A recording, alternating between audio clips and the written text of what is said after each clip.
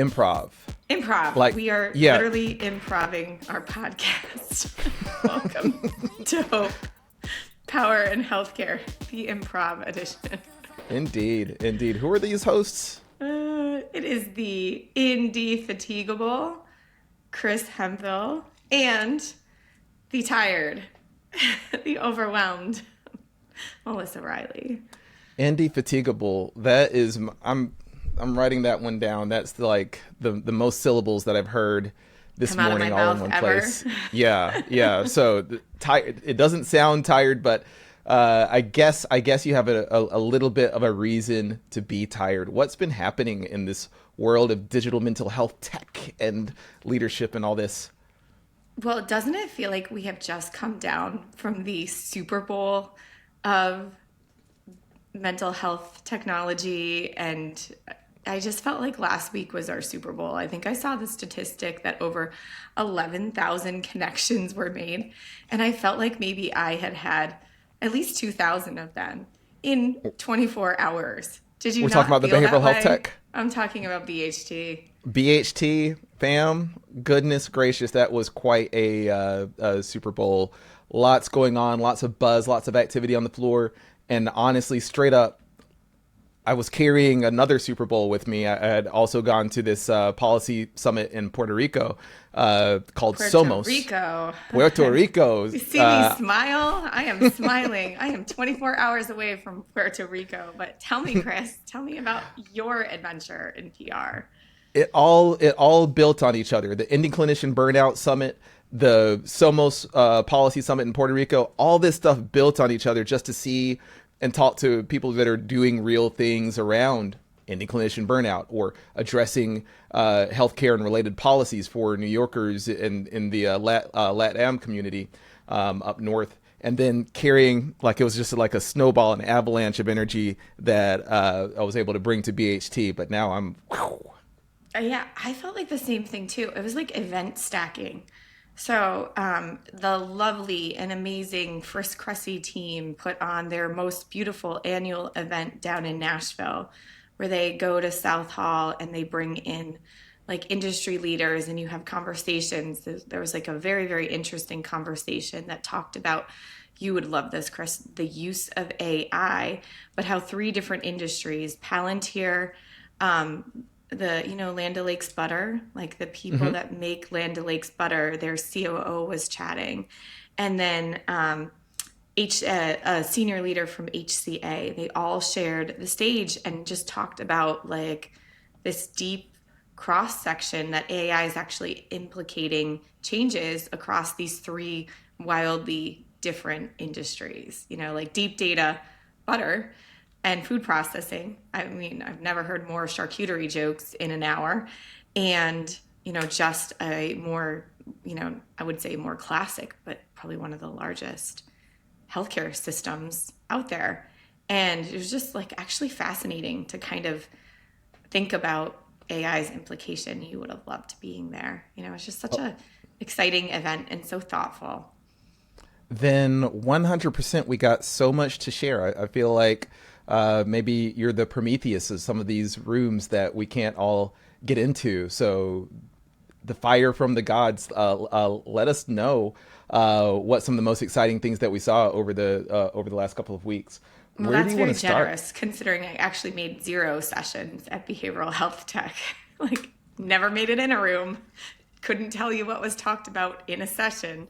Could tell you about all the amazing conversations I had in a hallway, So we're on a boat. The cheat code is talking to some of the people that are in those sessions and doing the stealth launch on a boat, gathering everybody in a room, and being able to get those perspectives. And a cheat code that you did later on, which was to have a bunch of people around the table and talk about what they were getting out of the conference and the types of things they'd like to see. Chris, are you talking about Fight Club? You know we don't talk about Fight Club. Oh, yeah, we can't name names. Such a grand adventure. I think so if we thought about maybe our byline or for the episode, it's definitely like kind of where we've been maybe some gratitude for this year because we're rolling right into Thanksgiving, and maybe just a little bit of that hope and preview of the things you and I are maybe excited about in 2026. Does that kind of sound like a good reason to keep getting together for the rest of this hour? We rolling with it. Yes. Amazing. So let's kick it off with some gratitude. Yeah, gratitude. I love gratitude. I feel What like are you I've been thankful so for? grateful this year. Yeah. What's the thing that you reflect back on the year and your heart gets kind of light because you're so thankful that Yeah, it I happened. think my word for this year is community. Um, Behavioral health tech was just one example of the community really coming together, but I don't think I've ever been more excited by this community of innovators that seems to be surrounding us. And it's just so much fun. Like, I'm grateful for the energy of others, and I'm grateful for these bright ideas that make most of the days really exciting and interesting. And I'm thankful for the founders that have let me be a part of their journey this year. And I would follow that up with I'm thankful for, as we know, I got laid off in April, and there's a couple of paths. I could have, gone down the application path and stuff like that. But I'm thankful that you were a shepherd in like going the entrepreneurial route, and then in order to do that, there are like some just I'm learning this stuff, and sometimes I have to overcommit on time and things like that. But my partner and friends still remain supportive when I, especially in the beginning, would disappear from things or just have to, just figure things out the hard way when it comes to deals and structuring time and stuff like that. So thankful for that. Community, the openness that people have had on this whole reclaim the algorithm concept, and even just the interesting ways that once you're out of that company umbrella, the interesting ways you can choose to show up for people. Like, we have our podcast together, and I have different types of arrangements with people that maybe want to interface with NYU's policy labs and things like that. So it's just fun and exciting to be able to help make the things you want to make happen in creative ways. I love that. Doesn't it feel like a different life? There's that meme out there we should find. It's like the January you and the November you. And I feel like the April Chris, leaving your last job, and now the Chris I see now, they're two different Chris's. Don't you think so? Like, I feel like you seem happier. You might be busier, but I would say a little bit more a joyful version of Chris. Wow. I'm shocked that I didn't have that joy going, because I approach life with joy, but I will say that working under the umbrella, just deeper cycles, longer cycles of burnout and stuff like that. Even if I'm not as busy, like you heard me say, I like finding ways of enabling work that I find to be meaningful. But when you take on the job, you are stuck in a lot of like, and of course, when you're an entrepreneur too, you want to figure out how to distribute that. But yeah, especially in that role, there was just a lot that I didn't want to be doing, or thought that that could have been done differently and better. And dang it, now I get to be accountable for what my opinion is on the way things should be. Yeah, is that the freedom of time, even if the time is longer or you miss a little bit more, I don't want to say, hey, you can clock out at 5 at a job, but maybe there's the perception of that, and when you're an entrepreneur, you're a little bit more always on. Um, and I wouldn't say like you were devoid of joy, but I do think there's a level of stress as your companies go through transitions where you kind of learn to create your own stability in terms of, like yes, there is a ton of stability that comes in a paycheck coming every 2 weeks, but um, once you can figure out a way to get a paycheck to generate for you using your own connections in time and maybe cobbled together lots of different paychecks, it gets kind of exciting. Mm-hmm. Mm-hmm. And you start seeing things too. Yeah, I'm seeing culture from a little bit of a different perspective. Like a lot of people, they have these external culture initiatives and things like that, like give people their yoga classes and stuff. But I think that culture, part of like part of what leads to cycles like in companies of overwork and things like that are poorly structured deals. Like if there are timelines and milestones that don't fit with the reality of actual development cycles and experimentation cycles, when it comes to, especially there's a lot of probabilistic methods, artificial intelligence, machine learning, and things like that being used. When those don't match up with the reality, then it results in Friction. dissatisfied, yeah, friction for clients and friction for the people that are doing the work. So as I grow and expand, it's a one important part to me is like I had the lovely misfortune of making some bad deals for myself very early in the April-May timeframe. I compare it to like, okay, so you lost your job and you're trying to rebuild, and now you're going to a grocery store hungry. You're saying yes to everything and trying to pull everything off the shelves. But I think that kind of learning as we grow, we want to make sure that we're structuring the work right. As like we want to think about culture all the way from how we relate to clients, not just like the yoga classes and pizza parties. Yeah, because I think if you don't, you end up in burnout for yourself and for others around you. Um, I don't know if there's any tips you can share from the Ending Clinician Burnout Summit, Chris, that might be good for our audience to hear. I can certainly talk a little bit about ways I've found to reduce my burnout. I would say if I had to like look at my journey, I find peaks and valleys of this burnout. Usually, if I end up in an overcommitted situation, right? Like I want to help all the people and all the things. And sometimes I take on too much at once. And then the only way to be able to take on more is to actually start creating structure and systems, right? And so, usually in year one, you're finding product market fit. You're probably burning out a lot because you're at the grocery store a lot and you're very hungry. It takes a lot of energy to pull Mm-hmm. all the items off the shelves and eat them, right? Or throw out the food you don't want to be eating.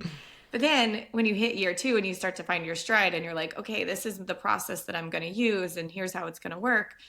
Um, if you build a system once and you build the documentation for your system right, you're not rebuilding again and again, and you're a little bit more efficient in your time and energy. That's kind of like we're 7-8 months in and coming to that realization that if I have all this stuff on the plate, then I meet someone, we start having conversations, and then urgent priorities stack up, and those conversations get lost in the sauce.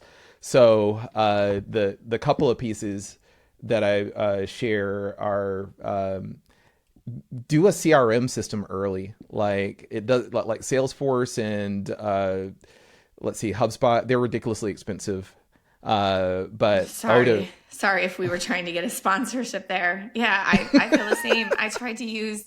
I used, this would be a tip, right? I tried to use, what was that tool? Crap.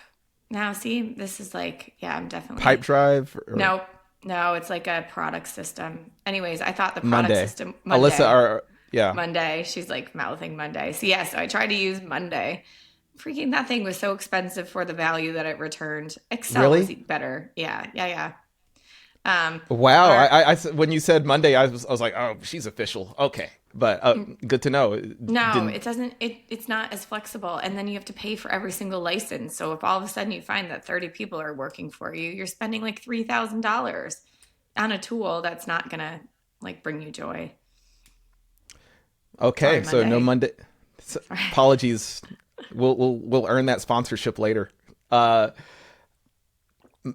Odoo should pay me because like I'm if you see it in the Discord, I'm always talking about like I just keeping organized and all that. Like they're a good example. Like if you want everything that they have, it's $24 a month per user, which I think is fair because you get access to not just a CRM and deal tracking system, but it can handle your accounting, time tracking, inventory if you have that. Like it's one suite to rule them all. It's not exactly the most user friendly out there. There's a learning curve, but once you're past it and you're using, I mean, you could, it's open source, so you could start it at $0 a month. It's just when you start getting 2 or 3 more systems into it, then they say, okay, well, you can get access to the whole kingdom for $25. So maybe that's something to look at on your side of the house too. Yeah, I mean, I've tried all the tricks, like sharing licenses, all the things. It's more, I just want to make sure I'm spending rightly. Um, that the dollars, if as we have up in dollars, I'm able to pass that along to the people that are doing work versus spending it on tooling. Yeah, yeah. And let's see, one thing that I think about that tooling, and I wasn't trained in accounting and books and things like that, but having to pick up on those skills too. Oh, are Uh, you doing your own books? I'm keeping track of the flow within Odoo. Like it's kind of like having a QuickBooks that's connected to some of your other systems. So if I bill for if I track some number of hours, then that's automatically logged within the invoicing system. So that stuff is tied together. That's the kind of thing that I like about it. Getting Yeah, way I like detailed. that. Yeah, that's super interesting. I mean, I would say I have become a big fan of Mercury. Mercury continues to add more functionality to use as the bank. I've tied that with Harvest. Um, yeah, it's just interesting. Not all For deals are on an harvest is like hourly. hour tracking, right? Yeah, this is so much of my work is not now on an hourly basis. So the time tracking sometimes is important and sometimes is not, right? It's really more Mm-hmm. about like, that's where I went with Monday. I'm very grateful for systems and tracking because that has been really helpful to understand, am I spending my time in the right place and am I delivering the value that I committed to deliver from others? Like, I am a big fan of somewhat of a system of time tracking. Now, you don't have to be like anal about it, but understanding where you're spending your time and where you have the opportunity, that was part of the reason why I was very grateful to have both Alyssa and others that helped me, do the books. But, I've got it's like a mini thing. So you need that when you're like, again, have the volume, you need the system. Yeah, yeah, and I actually am kind of anal about time tracking, I could see that. but I could it's see that. unnecessary though. It's not like something that even clients are asking for. It's just so that now that I like, I'll even track. This is the time that I spent developing an API. This is the time for a backend system, front end system, and then I start getting more information, more realistic estimates that I can provide on building that stuff out. Because back in the corporate world, it was like jump in and do the thing and send the output. But now it's like I want to be fair to myself and be fair to clients when it comes to those billing predictions. Yeah. Yeah. And you can get sharper around how long the time is going to take you to do something. So that's super helpful. Yes. I guess so folks, that's your inside glimpse into the types of things you might be worried about or thinking about as you transition into doing like launching your practice and your shop. But now let's think about that glimpse into the future. Like you had like there you attend the panels and everything like that, and you get information, but like no matter if you're going to those or not, the real stuff is what you're learning one on one. So, Melissa, moving on to behavioral health tech, what are you coming away with? Like, I know you didn't go to any panels, but what are you learning about where behavioral health and digital mental health tech is heading? Yeah. It's been super interesting. I still stand by my thought that or statement that innovation is getting harder. So, even though we are more ninja-like as we move through the space of innovation, um, I don't think the appetite for innovation is there in quite the same way because we're really in a down round of cost cutting. What do you So, mean when you say innovation's getting harder? mm, we have the tools, the back end systems that should make innovation easier with this idea of AI. But I think the world where behavioral was that darling where everyone wanted behavioral, I continue to say I think we're in generation two, which means that like the first movers of the groups that aggregate together and can present as a very strong presence across the domain of mental health. So we think like the headways, the rulas, the grows, the almas, right? So you have the mild to moderate solution crafted. Um, and so any new entrants are already competing with all the solutions that have come before them. And so now you have to be sharper than ever on your value prop because, in theory, your buyer has already solved for that. So you're looking for a smaller window when maybe before you could walk through a half door. So you're saying that there's some people that have come in and gotten market share, and when you're building now that like they were able to get that big round of 2021 early 2022 investments, and now for the new kids on the block, you're competing with a less generous capital market and some pretty big effective players. Yeah, and players that are venture backed and their venture backed people want results, so they're pushing harder and harder, you know? So I think we start to see a little bit of a tale of two cities. You've got payers who are still doing their best, as you know, Chris, to like fix their infrastructure that they maybe started in the 1980s. So they're Mm-hmm. carrying a massive amount of technology debt. You've got these new clean shiny companies that are venture backed with low tech debt who could move at a really fast pace, but then you're trying to watch these two integrate into each other, and the low hanging fruit has been taken. So you've got like round one that's continuing to try to show value, and you've got round two that's coming in a little bit newer, a little bit fresher, and trying to say, well, what's my place in this really competitive marketplace? Which means your value prop has to be cleaner, which means you don't have as much room for error. Sometimes you only get that one shot. Thankfully, there's a lot of people you can take that shot with. So that maybe makes 3 or 4 shots, but still, um, you've got to be, you've got to be efficient. So one thing you might see some different trends, but I'm seeing scribes offering EMRs, or on the flip side, EMRs offering scribes, and I'm seeing a big competitive scramble down that direction.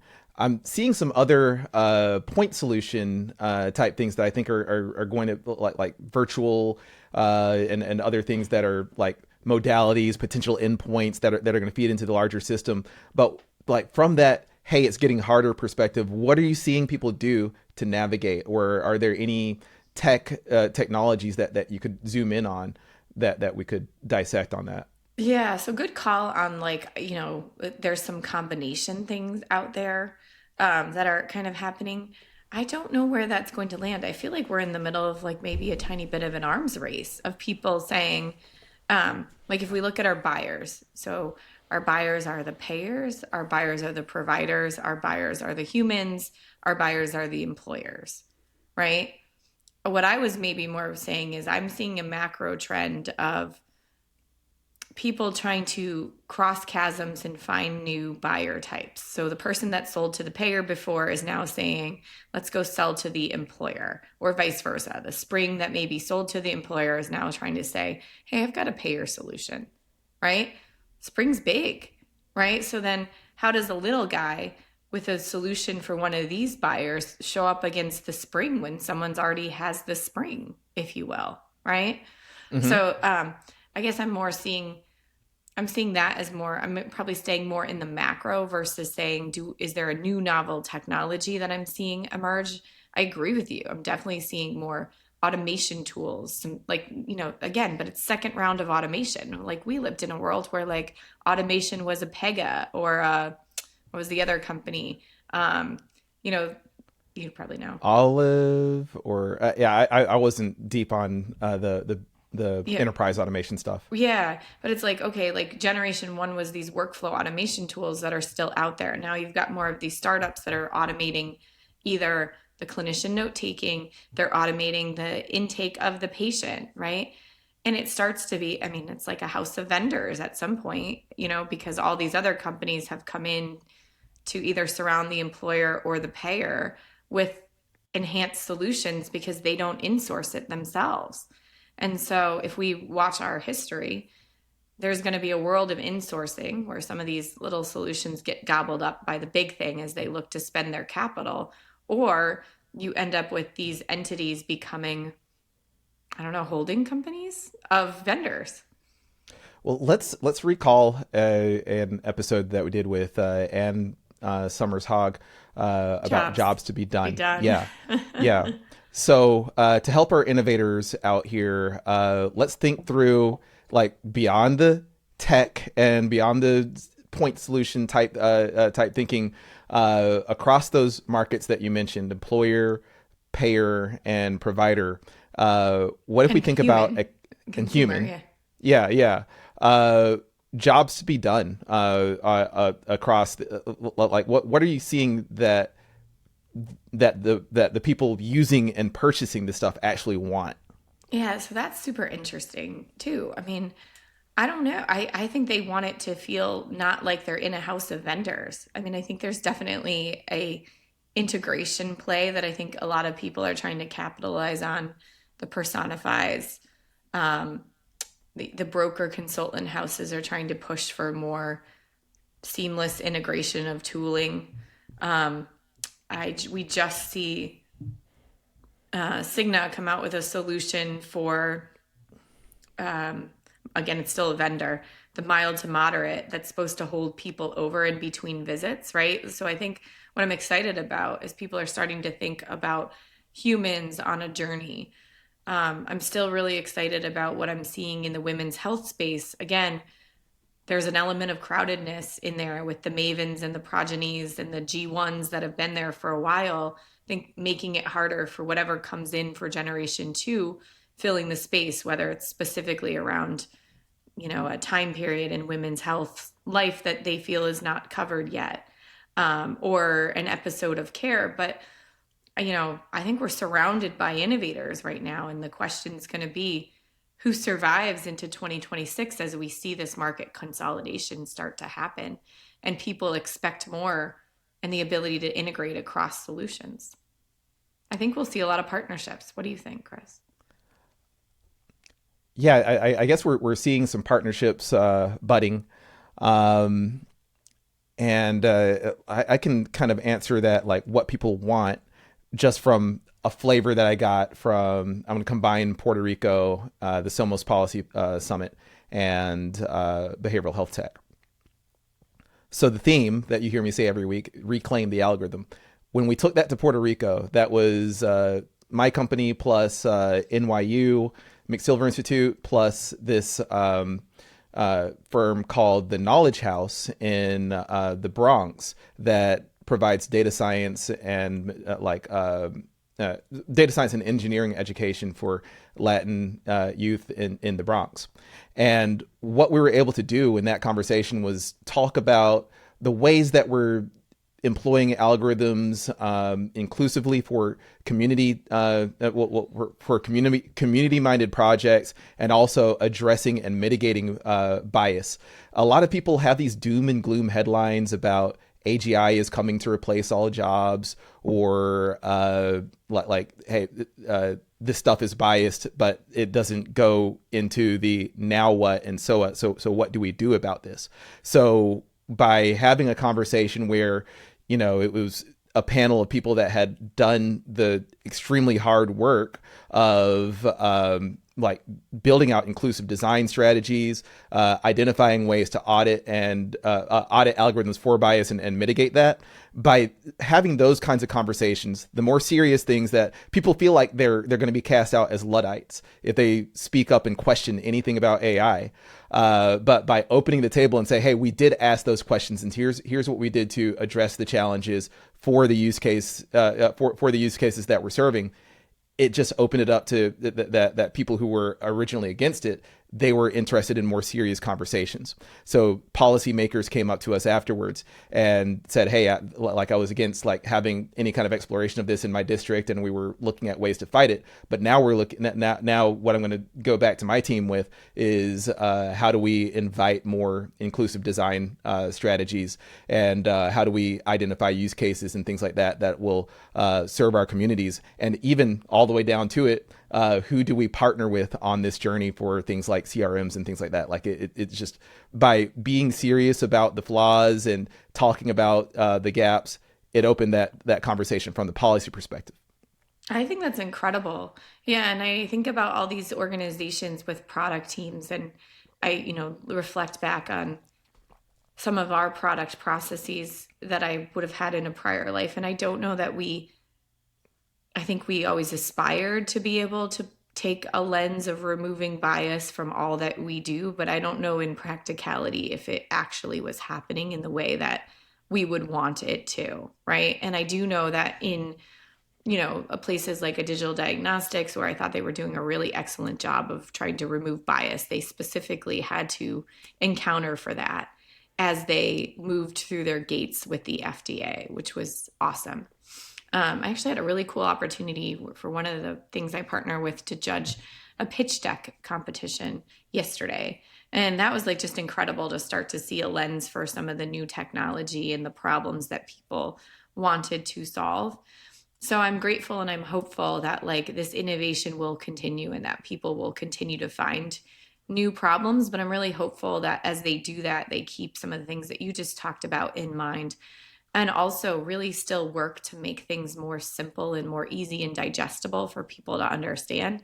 Because I just think the volume at which information is hitting us now makes it still harder. I'm going to keep beating this drum around. Like, it's our job to make things easy to work with and simple and the value prop clear, because I just don't think people have the time or the energy or the bandwidth anymore to kind of fix things fix things in the way they maybe could before. We're just so overwhelmed with to-dos and information and the things that, we don't get the opportunity to go as deep as we would want, or we expect the system to go deep for us. What are you talking about? People who are like they're directors of these departments, HR, buyers, and things like that, and they're having to evaluate so much more stuff, and there's so much noise. So much noise. And like, I mean, how it's so hard to define what is good. Like, how do you actually look under the covers and say, is this good or not? Can you give an example? Because like whenever anybody has a question about like product design or entering this space, I'm like, talk to the growth queen. Can you give an example of like maybe a way of communicating or something that you might have seen in a deck that would have been perceived as noise, and you're able to help identify that value prop, that job that's going to actually break through the clutter that our buyers are experiencing? I see it all the time. We just did this exercise with an early stage founder. I think most founders, they fall in love with their solution, or they spend a lot of time on their solution, right? And I think the bigger picture, you start with the first thing is like, hey, what space are you in? Like, are you women's health? Like, just to orient the human and help them switch their mindset into what we're talking about. Okay, so first, I'm in this space. B, what problem am I solving? And I would say you should spend like a month on the problem you think you're solving. And oftentimes, going back to jobs to be done, the problem you think you're solving is not actually the problem, right?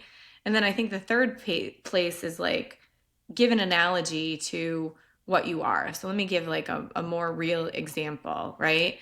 For like a women's health company, are you the care?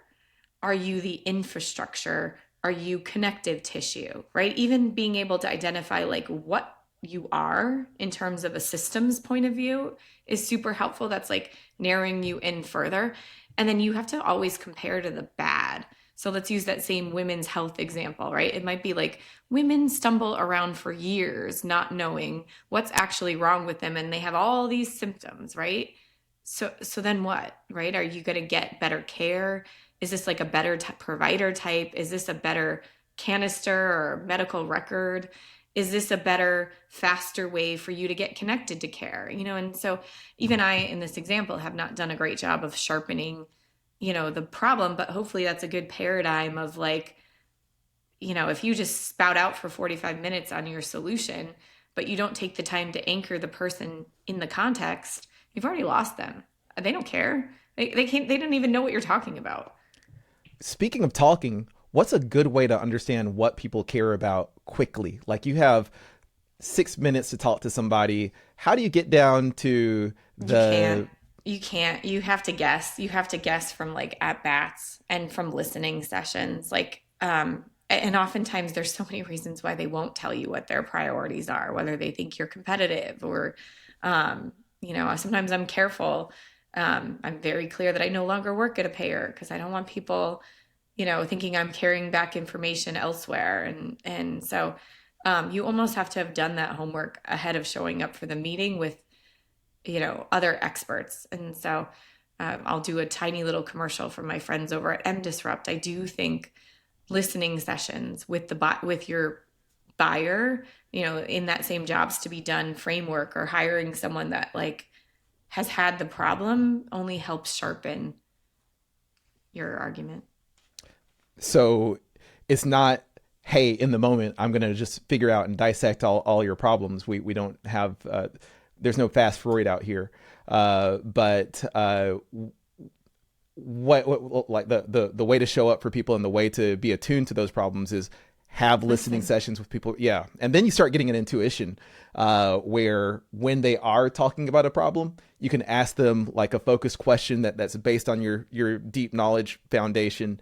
And, you start seeing yourself get pretty good at predicting what that problem's going to be. Yeah, one of my founders who I like truly adore, I think spent a whole summer, spent a first job, like they had all the bats from that first job, right? I think even you, like think of your whole reclaim the algorithm, it's your years of at bats around seeing people not owning their algorithm that creates the foundation. And then you just listen and learn and you find these bad examples. Like I'm always like, it's horrible, but I'm like, look for the really, really bad and collect as much bad as you can, right? Mm-hmm. Because Yeah. people, painkiller over like preventative, right? Like people want to put a damper on their pain, and so find all the pain, find as much pain as you can. When you found a lot of pain, you found your problem that you can really get behind. And if you don't have a lot of pain, you don't have a big enough problem.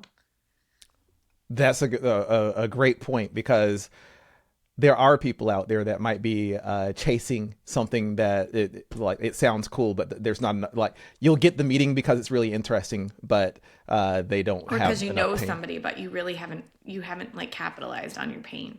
Yeah. I love pain. Don't record that. Yeah. It's too late. And I'll throw another piece out there too. If the person that you are talking to, like if you're preparing for a big meeting and the person you're talking to has a lot of material out there online, Notebook LM is your friend. And you can get Melissa and I now. Like if you want to sell anything to me and to me or Melissa, take all the YouTube episodes and podcasts that we've been in, throw that into Notebook LM.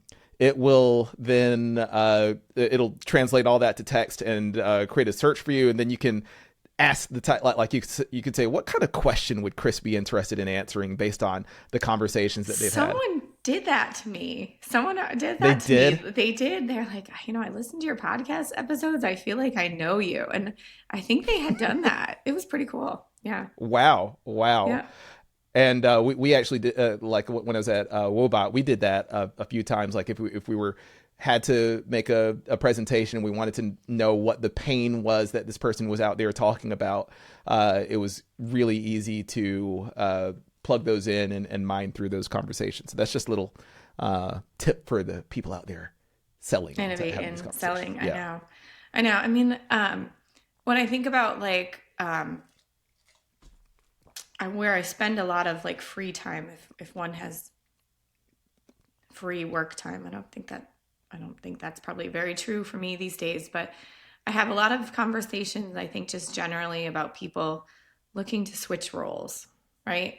So there's still a problem problem, excitement in this space for people wanting to do something different, right? So people want to self-actualize, whether that's they want to be healthier, or they want more free time, or they just want a different life than the world that they're living in, right? I mean, I think that's one of the things that we try to set out in this podcast is give people hope to do something a little bit different and some tips to help them be able to do that.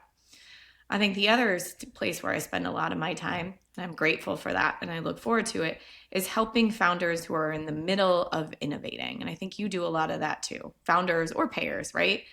Because innovation right now is still, I think, a problem, right? The system wants to get better, but it's a bad system. It's broken, right? Look at our friend Sachin, right? He says this all the time, right? The system actually prevents innovation from happening, right? So you actually have to be an expert in the system to get innovation to happen. I don't know that there's a lot of other industries that are as much like that, where some of the knowledge around how to innovate is so gated. Yeah, I guess there are those big gates around it. There are people like, well, like we're trying to break down break down that knowledge and help people understand like what the perspectives are on the other side. But yeah, the reason I even took on a marketing technology client a little bit earlier this year was to just see how people move and operate on the other side of the house, and it is a lot different. When the conversations, and this company is called Zambezi. I think I've mentioned them before, Yeah. but yeah, we've launched a product there that allows them to like their whole purpose is helping brands get to $1 billion, and the way that we're assisting with that is this tool that helps them identify what gaps are in this brand's marketing, communications, strategy, ad spend, the types of things that like given all this collection of variables collected from various places and then compiled, what are the strategic gaps and what are the types of campaigns they could be capitalizing on. But by doing that, like the way we got there, there weren't like a whole bunch, there wasn't like a gigantic amount of politics around it. It was just really focused on, okay, this technology stuff is cool, but what can we do with it to drive a competitive advantage?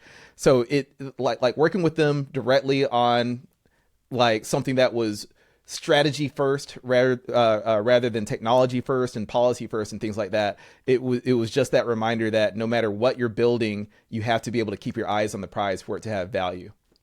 Yeah. And I think you can get so caught up in your day to day that you miss the forest for the trees. That's like a terrible expression, but like, I think it really starts to do that. Like, what is the goal? Like, this job's to be done, I think, is so magical in some ways because you're like, what is the true problem that you're really solving to be able to um, unlock their true power and really get distribution at scale.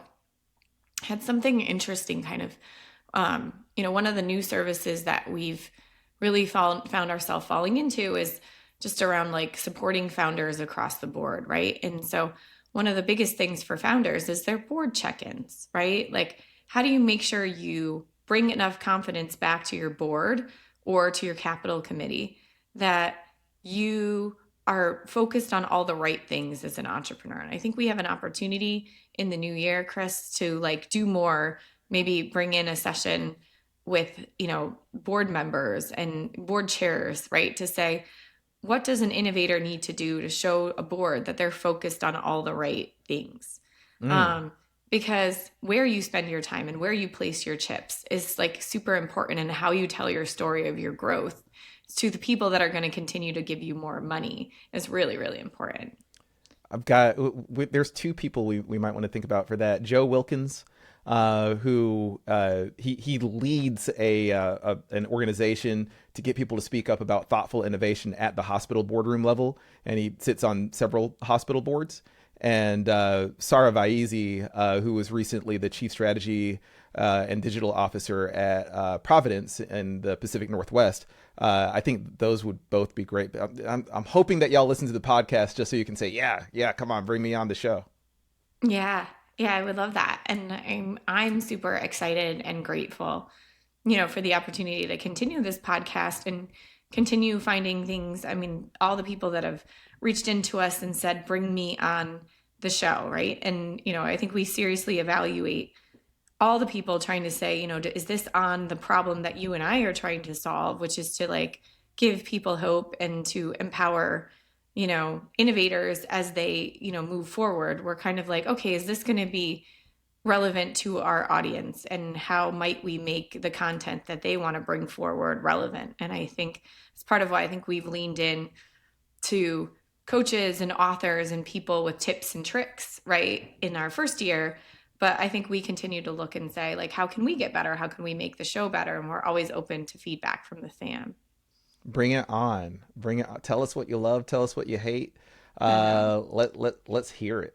As we find our own product market fit, right? I mean, there are many, think about the advice I just gave us that, there are many podcasts out there. You have a choice of a lot of things to listen to, how can we make sure that we're speaking to the market that we want, which is, I think, the innovators and the people doing cool things in healthcare. Like, that's our fam.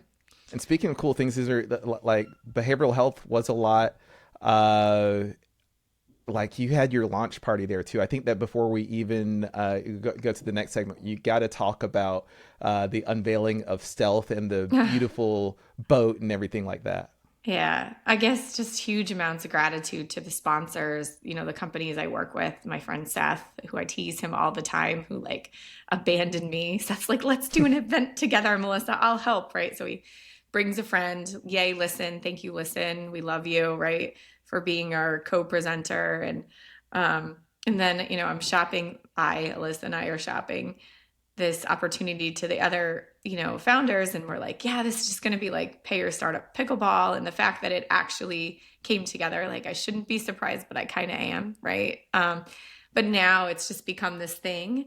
And it was a beautiful, wonderful event. It worked out perfectly. I was thankful that our payer friends wanted to join us on the boat. And now we're really excited. What are we going to do next year? I mean, I think we're all in. And then we partnered up with our friends at Wave and Spectrum, and hopefully we'll hear from them in the next couple weeks and months as well, to throw our neurodiversity after party. And so we're going to do that again too. So it's like the third year. Next year will be the third year we do the neurodiversity after party. So yeah, it's just become kind of like a special time for us to get together and celebrate, and a great networking opportunity to put, companies that are growing in an intimate setting with payers so they can have good conversation and hopefully a lot of follow-ups. Cool. Well, thank you for organizing that. I know Alyssa, our producer, Melissa, like y'all put such tremendous effort into it, and it was beautiful, being able to come together and have kind of a lively atmosphere. There, everybody's listening to all these sessions and things like that at the conference, and it just provides this like unique nexus where everybody, where all these different people from different sides of the aisle can get together and just kind of hear from each other and celebrate each other's work. And I think one improvement that people wanted to kind of bring back is this element of competition, right? So for year 3, we're trying to figure out how might we bring back kind of the competition of the pickleball, right? Chris, you got to be there for that. There was so much fun in playing sports against each other, right? And so I've heard fun things like, hey, let's try to do the pedal bar. Let's try to run the Nashville players versus the startups in Nashville. So I don't know if we're going to do that yet. We'll unveil that a little bit as we go forward. But it's certainly been it's been just an element of fun. And I just think if you don't forget, you got to weave the fun in a little bit too. 100%. So what have you been doing over the past few weeks to weave in the fun, the pop culture? What has your fixation been?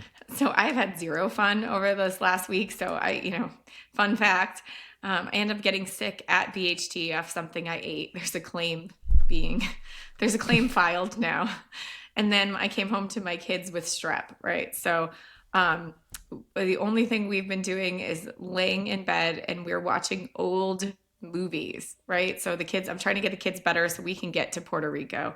So last night we watched Sandlot, and the night before classic. We watched The Parent Trap with Lindsay Lohan. So like our pop culture has been like the the stuff of my childhood or teen years, you know, the um, bringing that joy to my kids. And it certainly was a more simple time. What about you, Chris? The Sandlot was what they would wheel in on the VCR anytime we had a substitute teacher back in high school. Yeah, James Earl Jones, right? You know, the dog, the scary dog, you know. So And I guess mine, there's just some dope music that's been coming out. I'm gonna put at the top of my list a couple of songs. "Live Forever" by The Help, and "Malaika" by Moses Sumney. Moses Sumney, man, he got me through a breakup. Alyssa's over there going, not Michael Bublé. And not Mike. Yeah, Alyssa, we had a very offensive conversation that we both very much do not like listening to Michael Bublé. I don't know how you feel about this, Melissa. No, not a fan. He doesn't do it for me, fam. He just doesn't. So far in our lost sponsorships of the day, sorry Salesforce, sorry Monday, sorry Michael Bublé. Celsius, though, we still got a chance. Call us. But yeah, "Live Forever" by The Help for that kind of indie pop vibe, or this "Malaika" by like Moses Sumney. That man's just got that soul to him. He does like kind of avant-garde, off the beaten path type music and all that, but he hits it with soul, and this one has symphony backing in it too. It's just beautiful music that was uplifting while I was like putting in my run the other day. We'll pop it into our Spotify channel. Let's do that there. Mm-hmm. My music tastes do not change, but sometimes you give me, you know, reason for hope, and so, you know, it could happen. Yeah, we should one time, like since we shared the music on the Spotify playlist, I'll talk about the music that I like that you put in, and you can tell me if what you might have liked from my side of the street. Yeah, I'll reclaim my Spotify algorithm. No. Well, thank you very much, fam. We hope that you've gotten like a little glimpse on what's been happening, San Diego, Puerto Rico, and how it's all connected to people that are just excited by the ability to do meaningful work, get beyond the hype, get beyond all this AGI job removal stuff, and talk about real things that these innovations can help us with. Yeah, it's incredible. And I just want to say a huge, I am so grateful, Chris, to you, to Alyssa, to our fam for being on this journey of podcasting. It has been such a bright spot and so much joy in my 2025 thrive. Yeehaw, 2020 thrive, on to 2026.